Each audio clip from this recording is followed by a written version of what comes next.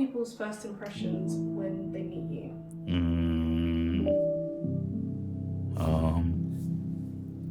I think they think I'm quite nice, but quite a few times I have had that I give mixed signals from people thinking that like I'm quite rude because I just ignore them. People's first impressions when they meet me is that I'm quite bubbly, outgoing person. So nobody ever guesses that I have hearing loss. They call it a hidden disability. So it's quite hard for people to know that people do have hearing loss unless it's obvious to them.